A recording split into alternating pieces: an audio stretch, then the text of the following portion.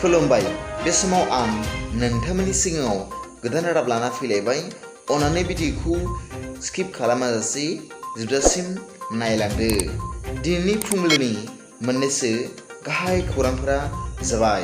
गिबि रादाबाव दं बिटिआरनि सिङाव थानाय मानास नेशनेल पार्कआ बावैसो दैबानाजों लोमसावनायाव बन्द जाथ'नानै दङमोन। नाथाय बोथोर आरो आबहावाया दा मोजां जानायखाय मैया मानास नेशनेल पार्कखौ दावबायारिफोरनि थाखाय बेखेवनानै होबाय।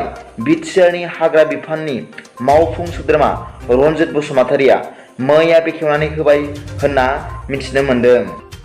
नैथि रादाबाव दं माहारियारि बिफा महात्मा गान्धीनि जोनोम सानजों लोब्बा लाखिनानै मैया भारतनि राजथावनि गोदान दिल्लीयाव भारत सरकारनि नखर आरो नोगोर फोजौखां बिफाननि बानजायनायाव खुंफुंनाय मोनसे हाबाफारियाव क'क्राझार मिउनिसिपाल बर्डआ भारत सरकारनि नखर आरो नोगोर फोजौखां हाउसिं एन्ड आरबान एफेयार्सनिफ्राय best self sustainable city award in north east जन बान्थाखौ मोनफुंनो हादों।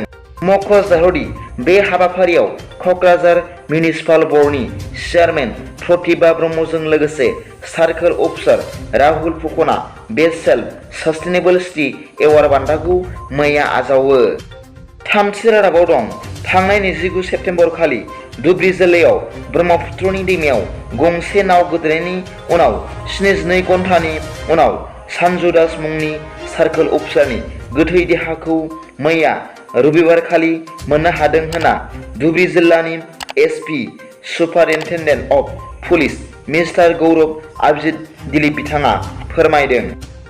ब्रैथि रादाबाव दं मैया रङियानि देवलखुसियाव रङिया आन्सलिकनि 29थि बाथौ मेलायाव बिटिआरनि गाहाय मावफुं सोद्रोमा मानगोनां प्रमद बर' बिथाङा बाहागो लादों होनना रादाबनिफ्राय मिथिनो मोन्दों। बे हाबाफारियाव मंगलदै लकसभा बियाबनि एमपि दिलीप शइकिया एमसिएलए पबित्र कुमार बर' बिथांमोनहाबो बे हाबाफारियाव नुजाफैदोंमोन। टप फुंबिलिनि मोननैसो रादाबफोरा दा बेखिनियावनो। भिडिअखौ मोजां मोनदोंबा लाइक आरो साबस्क्राइब खालामनो दाबाव आरो बेल आइकनआवबो थुनानै हो, जाहाथे आं गोदान निउस आपडेट लानानै फैयोब्ला नोंथांनियाव सिगांग्रो नटिफिकेसन सौहैयो। गाबोननि फुंबिलिनि रादाबाव नोंथांमोनखौ आंनि चेनेलाव गोसो गोथारै बरायहरनाय जाबाय। गोजोन्थों। एसेनोसै। जै बर' हारिनि जै।